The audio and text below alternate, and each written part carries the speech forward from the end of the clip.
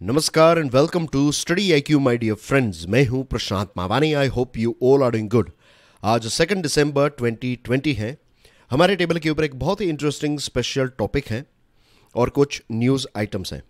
लेकिन उससे पहले स्टडी आईक्यू ने एक टेस्ट सीरीज़ लॉन्च की है। अगर आप यूपीएससी प्रीलिम्स 2021 की प्रिपरेशन कर रहे हैं तो ये टेस्ट सीरीज़ आपको बहुत काम आ सकती है। इसमें 40 टेस्ट्स हैं, 50% डिस्काउंट चल रहा है। 14 दिसंबर तक ये डिस्काउंट की स्कीम है। ज़्यादा जानकारी के लिए विजिट करें testiq.in। आज के लेक्चर की पीडीएफ आपको मेरे टेलीग्राम चैनल के ऊपर से मिल जाएगी। You can follow me on Facebook as well. Lecture को दूसरे स्टूडेंट्स के साथ शेयर ज़रूर करें। वीडियो पसंद आता है then hit the like button और हमारी चैनल को सब्सक्राइब करना ना भूलें। पिछले 5 सालों में फॉरेन डायरेक्ट इन्वेस्टमेंट का अगर हम टोटल लगाएं तो हमारे देश में $250 बिलियन एफडीआई आया है। $250 बिलियन का मतलब यह है कि ग्लोबल इन्वेस्टर्स जो हैं ये भारत में एक विश्वास रखते हैं कि भारत एक अच्छा इन्वेस्टमेंट का डेस्टिनेशन है। अब हमें अच्छे से आगे बढ़कर हमारे देश को एक excellent ease of doing business या फिर एक एक्सीलेंट डेस्टिनेशन बनाना है कि दुनिया में अगर कोई इन्वेस्टर कोई फैक्ट्री या फिर कोई बिजनेस अपने फर्म को सेटअप करने के बारे में सोचे तो पहला ऑप्शन उनके दिमाग में आना चाहिए हमारा देश भारत। इसके लिए हमें उनको एक राइट सपोर्ट पैकेज प्रोवाइड करना पड़ेगा, अच्छे लोकेशंस प्रोवाइड करने पड़ेंगे ताकि वो अपना प्रोडक्शन जो है वो अच्छी तरीके से अच्छे रॉ मटेरियल का इस्तेमाल करके कर सके। और इतना ही नहीं, जब उनका प्रोडक्ट तैयार हो जाए तो वो राइट डेस्टिनेशन पर अपना सामान जो है वो जल्द से जल्द भेज भी सकें। तो इन्वेस्टर का जो एक्सपीरियंस है उसकी क्वालिटी को हमें एनहांस करना होगा। ऐसा नहीं कि स्टार्टिंग में जब उन्होंने इन्वेस्ट किया उस टाइम पर हम उनको सारा सपोर्ट दें और उसके बाद वो प्रॉब्लम्स फेस करने लगे और जब भी प्रॉब्लम्स फेस करें तब हम उनके ऊपर ध्यान ना दें। नहीं, सारे के सारे स्टेप्स, स्टेप 1, 2, 3 जितने भी स्टेप्स हैं, सारे के सारे स्टेप्स के उनके एक्सपीरियंस जो हैं वो अच्छे होने चाहिए। तब जाकर ये विश्वास पैदा होगा कि हमारा देश जो है वो एक ग्रेट इन्वेस्टमेंट डेस्टिनेशन बन गया है। इसी को लेकर आज हम 9 ऐसे स्टेप्स डिस्कस करेंगे कि कौन कौन सी ऐसी चीज़ें हैं, कौन कौन से ऐसे 9 स्टेप्स हैं जो भारत को उठाने चाहिए जिससे हमारा देश जो है वो एक ग्रेट इन्वेस्टमेंट डेस्टिनेशन बन जाएगा। सबसे पहले तो हमें उन सारी इंडस्ट्रीज़ के ऊपर फोकस करना चाहिए जिसमें मैन्युफैक्चरिंग और एक्सपोर्ट्स में हम वीक हैं, हमारी कमज़ोरी है। For example electronics, computers, telecom, precision equipment, factory के लिए यूज़ होने वाली मशीनरीज। दुनिया के ट्रेड को अगर देखें तो 70% ग्लोबल ट्रेड जो है वो इन सारे प्रोडक्ट्स का बना हुआ है। Electronics, computers, telecom, precision equipment, factory machinery products etcetera. लेकिन भारत का शेयर इसमें कितना है? 0.7%, सिर्फ 0.7%। इतने सारे प्रोडक्ट्स, इतनी सारी डिमांड, ग्लोबल ट्रेड का 70% ये सारे प्रोडक्ट्स जो हैं उनका शेयर है और भारत का कंट्रीब्यूशन 0.7% है। तो ये जो प्रोडक्ट्स हैं, ये जो सेक्टर है जिसमें हमारी वीकनेस है, तो इसके ऊपर हमें फोकस करना चाहिए। सेकंड स्टेप, आईफोन की बात करें तो ज़्यादातर आईफोन में लिखा हुआ होता है मेड इन चाइना। लेकिन रियलिटी ये है कि एक आईफोन जो लेटेस्ट फ़ोन, लेट्स से कि उसकी कीमत $700 है, तो चाइना को पता है कितना मिलता है उसमें से? सिर्फ $12। $700 का फ़ोन है और चाइना की इनकम है सिर्फ $12। इसके पीछे रीज़न ये है क्योंकि ज़्यादातर चीज़ें जो है वो वहाँ पर सिर्फ असेंबल होती हैं। मैं आईफोन का स्पेसिफिक एग्जांपल यहाँ पर दे रहा हूँ। हमारे देश की बात करें तो जो कार्स हैं उसके लिए जो ईवी बैटरीज हम मंगवाते हैं, ईवी के लिए जो बैटरी है, तो लिथियम सेल्स और ये सारी चीज़ें यहाँ पर इंपोर्ट होती हैं और फिर उसको असेंबल करते हैं। Same thing goes with mobile phones. तो टर्नओवर जो है भले ही हमें बड़ा लगे लेकिन अर्निंग जो है वो बहुत ही कम होती है। तो इसके लिए बेस्ट सॉल्यूशन यही है कि हम जो एंकर कंपनीज हैं, एंकर यानी कि जो बड़ी कंपनीज, फॉर एग्जांपल अगर हमने एप्पल को यहाँ पर इन्वेस्ट करने के लिए परस्यूएट कर दिया, उनको यहाँ पर अट्रैक्ट कर लिया कि उन्होंने अपना पूरा प्लांट जो है वो भारत में स्थापित कर दिया। और इतना ही नहीं, उनके कंपोनेंट सप्लायर्स भी अगर यहाँ पर आ जाते हैं तो होगा ये कि ज़्यादातर मैन्युफैक्चरिंग हमारे देश में होगी और प्रॉफिट भी ज़्यादा होगा। तो टर्नओवर तो बड़ा होगा ही, लेकिन अर्निंग भी ज़्यादा होगी। This is going to be our step number 2। Step number 3, जो टॉप ग्लोबल कंपनीज हैं, एंकर मैन्युफैक्चरर्स, जैसे मैंने आईफोन का एग्जांपल दिया, वैसी ही जो बड़ी बड़ी कंपनीज हैं, चाहे वो इलेक्ट्रॉनिक्स हो, computers, telecom, precision equipment, manufacturing products etcetera, manufacturing के लिए जो प्रोडक्ट्स हमें चाहिए, जो मशीन्स चाहिए, तो ऐसी बड़ी कंपनीज के नाम हमें पता है। ये जो बड़ी बड़ी कंपनीज हैं वो इनोवेटिव कंपनीज होती हैं, टेक्नोलॉजिकली उनके प्रोडक्ट्स जो हैं वो स्टेट ऑफ द आर्ट होते हैं, लेटेस्ट टेक्नोलॉजी के प्रोडक्ट्स होते हैं। And this reminds us of Suzuki. Suzuki जो है, इस कंपनी ने भारत में इन्वेस्टमेंट करने की शुरुआत की। भारत की एक्सपर्टीज़ थी कास्टिंग, फोर्जिंग, फैब्रिकेशन, तो ये सारी चीज़ें अवेलेबल थी, तो सुजुकी ने यहाँ पर इन्वेस्ट किया। पिछले 20 सालों में अगर आप देखें तो मारुति सुजुकी के कोलैबोरेशन की वजह से उनकी प्रोडक्टिविटी तो 250% ज़्यादा हुई है। लेकिन इसी के साथ साथ आप देख लीजिए कि आज हमारे देश में किस क्वालिटी की कार जो हैं वो बन रही हैं, बहुत ही अच्छी, खूबसूरत। और इनफैक्ट जापान की बहुत कार्स जो हैं जो हमारे देश में, means Japan, Toyota for example, तो टोयोटा बहुत सारी कार्स यहाँ पर प्रोड्यूस करता है और ये सारी कार्स यहाँ पर बनकर फिर जापान इनको एक्सपोर्ट किया जाता है, शिप किया जाता है। ये सारी चीज़ें इसलिए पॉसिबल हुई, उसका जो रूट है दैट इज़ मारुति सुजुकी। तो आज ऑटोमोबाइल सेक्टर जो है वो हमारी मैन्युफैक्चरिंग जीडीपी का लगभग 50% कंट्रीब्यूट करता है। तो ऐसी एंकर कंपनीज अगर आप सोचें कि इलेक्ट्रॉनिक्स में, फिर कम्युनिकेशन के प्रोडक्ट्स में यहाँ पर आ जाए, तो आने वाले 10-15 सालों में हम कहाँ से कहाँ पहुँच जाएंगे। देन गवर्नमेंट और इन्वेस्टर्स के बीच में जो डिस्कशन होती है उसमें कोऑर्डिनेशन को इम्प्रूव करने की आवश्यकता है टॉप लेवल पर। फॉर एग्जांपल, जब भी जेफ बेजोस और प्राइम मिनिस्टर मोदी के बीच में डिस्कशन हुई, ऐसे दूसरे इन्वेस्टर्स के साथ जब बातचीत होती है, तो बड़े बड़े इश्यूज जो हैं वो सॉल्व हो जाते हैं और कॉन्फिडेंस जो है दोनों, एक देश और एक कंपनी के बीच में कॉन्फिडेंस जो है वो भी बिल्डअप होता है।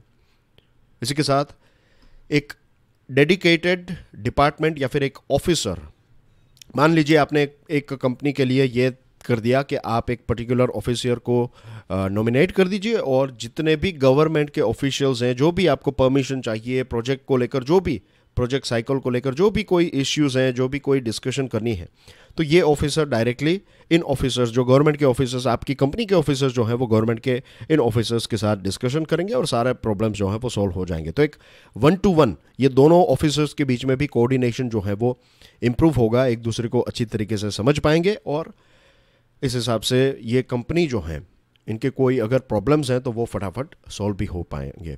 तो this is another important step. फिर है play and plug. Play and plug का मतलब ये होता है कि आपने डेडिकेटेड मैन्युफैक्चरिंग स्पेस तैयार कर दी। ज़मीन खरीदना, फिर दूसरे अप्रूवल्स लेना, ये सारी चीज़ों में बहुत ज़्यादा वक्त लग सकता है और इसी वजह से बहुत सारे इन्वेस्टर्स जो हैं वो भारत में आते नहीं हैं। तो अगर हम ऐसे कोई डेडिकेटेड जोन्स तैयार करें जहाँ पर सारी परमिशन, इलेक्ट्रिसिटी की, ज़मीन, पानी, ट्रांसपोर्टेशन, जो भी दूसरी कोई परमिशन आपको चाहिए, अगर आप कोई ऐसे केमिकल्स बना रहे हैं तो उनको कैसे, कहाँ पर डिस्पोज करेंगे, वेस्ट का क्या होगा, ये सारी चीज़ों को आपने पहले से ही सॉल्व कर दिया, तो एक कंपनी जो है वो डायरेक्टली पैसे इन्वेस्ट करके वो शेड जो है वो रेंट पर, लीज पर ख़रीद लेगी। सारी परमिशंस ऑलरेडी अवेलेबल हैं, right. You can directly come here, play and plug, आप यहाँ पर आइए और अपना प्रोडक्शन जो है वो स्टार्ट कर दीजिए। तो ऐसी मैन्युफैक्चरिंग स्पेसेस तैयार करने की आवश्यकता है। फिर बात आती है शिपमेंट की। हमारे देश में आप देखा ट्रक्स कितने स्लोली एक जगह से दूसरी जगह पर जाते हैं और आप देखते हैं कि मीन्स एक बहुत ही सिंपल चीज़ मैं आपको बताने वाला हूं, लेकिन इसकी एक बहुत ज़बरदस्त इम्पैक्ट है। लेट्स से ये लेन 3-2-1 है, ये फास्ट लेन है, ये उससे कम फास्ट और ये स्लोवेस्ट है। तो हमारे देश में ट्रक्स जो हैं वो फर्स्ट लेन में भी होते हैं, तो इसकी वजह से ओवरऑल ट्रैफिक जो है वो रुक जाता है। लेकिन अगर हम ट्रांसपोर्टेशन के रूल्स ऐसे कर दें कि ट्रक्स जो हैं वो थर्ड लेन को ही इस्तेमाल करें, अगर ओवरटेक करना है उनको दूसरे ट्रक को, तभी वो सेकंड लेन पर आ सकते हैं, फर्स्ट लेन पर वो नहीं आ सकते। ऐसे रूल्स अगर हम क्रिएट कर दें और अच्छे रोड्स बनाए तो ट्रक जो हैं वो एक जगह से दूसरी जगह पर और जल्दी पहुंच जाएगा। फिर कुछ इंडस्ट्रियल जोन्स को हमें समंदर के किनारे या फिर उसके नज़दीक में सेटअप करने चाहिए, ताकि अगर एक्सपोर्ट आपको करना है तो जो पोर्ट हैं, सी पोर्ट हैं, वो वहाँ से दूर नहीं होगा। फिर पोर्ट्स और कस्टम्स की प्रोसीजर है वो भी सारी चीज़ें इंडस्ट्रियल जोन पर सॉर्ट आउट हो जाए, ताकि पोर्ट पर आपका सामान पहुँचे और वहाँ पर डिले ना हो। आपकी फैक्ट्री में से अगर आपके जोन में से सामान निकले उससे पहले सारे क्लियरेंसेस, सारी चीज़ें सॉर्ट आउट हो जाए और पोर्ट पर जाकर डायरेक्टली आपका जो कंटेनर है वो शिप पर लोड हो जाएगा and that's it, you are done. तो ये ऐसी कुछ क्विक प्रोसीजर हम जो अननेसेसरी प्रोसीजर को हटा सकते हैं और बाकी की चीज़ों को थोड़ा स्विफ्ट कर सकते हैं। Review import duty structure. बहुत सारे देशों ने इलेक्ट्रॉनिक प्रोडक्ट्स और पार्ट्स के ऊपर इंपोर्ट ड्यूटी ही नहीं लगाई है, क्योंकि एक प्रोडक्ट जो है वो हमारे देश में आता है, उसके ऊपर इंपोर्ट ड्यूटी लगाते हैं, फिर वो बाहर जाता है, फिर वहाँ से वापस आता है, कुछ इसके ऊपर प्रोसेस हुई, फिर बाहर गया, वहाँ पर कुछ प्रोसेस हुई, फिर यहाँ पर आया। तो एक ही प्रोडक्ट कई बार बाउंड्री में अंदर बाहर आते जाते रहता है और उसके ऊपर ड्यूटी लगाते हैं, तो इसकी जो कीमत है वो बढ़ जाती है और फिर फाइनल प्रोडक्ट जो है उसकी कॉस्ट भी बढ़ जाती है। फिर बात करते हैं पॉलिसी के बारे में। कल हमने बात की थी वोडाफोन के टैक्स के बारे में। रेट्रोस्पेक्टिव टैक्स क्या होता है वो मैंने आपको समझाया था। नोकिया का एग्जाम्पल है, राइट, कि एक आपने लॉ ऐसा बनाया, टैक्स के लॉज हैं वो अगर आपने अनक्लियर बनाए हैं, उसकी क्लैरिटी नहीं है, तो एक कंपनी कुछ और, नोकिया ने जो भारत के लॉ थे उसको अलग तरीके से समझा, भारत ने इसको अलग तरीके से समझा और फिर हुआ ये कि फाइनली नोकिया ने अपना प्रोडक्शन बंद कर दिया। $2 बिलियन के मोबाइल फ़ोन का जो एक्सपोर्ट था वो ज़ीरो हो गया। नोकिया ने अपना पूरा ऑपरेशन ही बंद कर दिया। 10,000 से भी ज़्यादा जॉब्स जो हैं वो हमारे देश में से चली गई और इसका फ़ायदा किसको हुआ? चाइना को। तो लॉज जो हैं ये क्लियर होने चाहिए, सिंपल होने चाहिए, प्रेडिक्टेबल एनवायरनमेंट होना चाहिए। ऐसा नहीं कि आपने अपनी फैक्ट्री सेटअप कर दी और 1 साल के बाद सरकार ने पूरे लॉज जो हैं वो चेंज कर दिए। अगर कोई इश्यू होता है, और इश्यूज होते ही हैं, आपकी एक फैक्ट्री है, आपने कितने सारे अलग अलग सप्लायर्स के साथ, बायर्स के साथ कॉन्ट्रैक्ट किए हैं, तो अगर कोई भी इश्यू होता है तो उसका जल्द से जल्द रेजोल्यूशन आए, सॉल्यूशन क्विकली एज पॉसिबल होना चाहिए। हमारे देश में कोर्ट में अगर कोई केस फंस जाता है तो सालों लग जाते हैं, 2 साल, 3 साल, 5 साल कॉमन चीज़ है। तो ऐसी चीज़ ना हो, इसके लिए हमें फास्ट ट्रैक कोर्ट्स और कॉन्ट्रैक्ट का अच्छा इम्प्लीमेंटेशन हो, ऐसा एनवायरनमेंट भी क्रिएट करना चाहिए। लास्ट है कि सैमसंग, ये एक एग्जांपल है। तो ये 9 स्टेप्स मैंने आपके साथ डिस्कस कर लिए हैं। लास्ट एग्जांपल है सैमसंग का।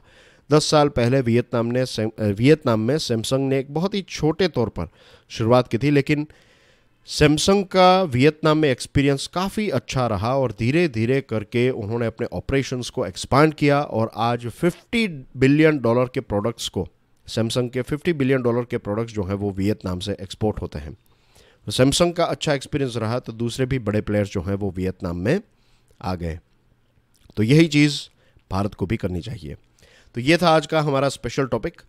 न्यूज़ आइटम्स की बात करें डियर फ्रेंड्स, तो पेट्रोल की प्राइसेस जो हैं वो पिछले 25 महीनों में सबसे ज़्यादा रही हैं और डीजल की प्राइस में भी हमें एक इंक्रीज़ देखने को मिला है। इंटरनेशनल क्रूड ऑयल की प्राइस जो है वो इंक्रीज़ हुई है, तो इसकी वजह से हमारे देश में भी पेट्रोल और डीजल की प्राइस काफ़ी ज़्यादा बढ़ गई है और इसकी इम्पैक्ट हमें सारे प्रोडक्ट्स के ऊपर देखने को मिलती है, राइट। पेट्रोल और डीजल का उपयोग हम सब करते हैं, तो जब पेट्रोल और डीजल की प्राइस इंक्रीज़ होती है तो इन्फ्लेशन बढ़ता है।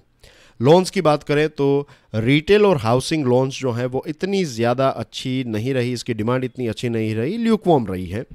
लेकिन wholesale trade, MSME loans, share और व्हीकल लोन्स जो हैं इसमें हमें एक राइज देखने को मिला है। बड़ी इंडस्ट्रीज़ को जो लोन दी जाती है तो उसमें एक कॉन्ट्रैक्शन देखने को मिला, 1.7% से ये ड्रॉप हमें देखने को मिला। कंपेयर टू लास्ट ईयर ये 2.9% था। अक्टूबर में 1.7% कॉन्ट्रैक्शन रहा। एंड जो लार्ज इंडस्ट्रीज़ की बात करें हम लास्ट ईयर, तो 2019 में सिचुएशन अच्छी थी लॉकडाउन की वजह से और कोविड-19 की वजह से लार्ज इंडस्ट्री में लोन जो है वो इतनी ज़्यादा नहीं ली जा रही है। रिटेल लोन्स में अगर आप देखें तो अक्टूबर 2020 में रिटेल लोन्स भी डिसेलरेट हुई हैं, होम लोन्स जो हैं वो भी ड्रॉप हुई हैं, व्हीकल लोन्स काफ़ी अच्छा परफॉर्म कर रही हैं, और जो शेयर्स और सिक्योरिटीज़ के ऊपर लोन दी जा रही है उसमें भी काफ़ी एक राइज हमें देखने को मिला है। यूएस चाइना के बीच में जो ट्रेड वॉर है वो काफ़ी इंटेंसिफाइड हुआ है, क्योंकि ट्रंप एडमिनिस्ट्रेशन ने जो यूएस चाइना की टॉप चिप मेकर है SMIC और ऑयल जायंट है CNOOC, इनको ब्लैक लिस्ट में रखने की बात बताई है। तो ऐसी टोटल 35 कंपनीज हो चुकी हैं चाइना की। यूएसए का जो डिपार्टमेंट ऑफ डिफेंस है उनका कहना यह है कि ये कंपनीज चाइनीज़ मिलिट्री के द्वारा ऑपरेट की जाती हैं, और इसकी वजह से ये जो कंपनीज हैं उनकी शेयर प्राइसेस में एक ड्रॉप देखने को मिला है। अभी ऑफिशियली ये अगर आप किसी भी कंपनी को ब्लैकलिस्ट करते हैं तो फेडरल रजिस्टर में इसको पब्लिश किया जाता है, तो फिलहाल इसको पब्लिश नहीं किया गया है। और ब्लैक लिस्ट में रखने का मतलब ये होता है कि जो यूएसए के इन्वेस्टर्स हैं वो इन कंपनीज की सिक्योरिटीज़ को परचेज नहीं कर पाएंगे। And that's everything in today's discussion dear friends. If you are preparing for UPSC तो स्टडी IQ का एक स्मार्ट कोर्स भी अवेलेबल है। सारी इन्फॉर्मेशन आपको हमारे मोबाइल ऐप के ऊपर से मिल जाएगी। Thank you very much for watching this video. God bless you all. जय हिंद।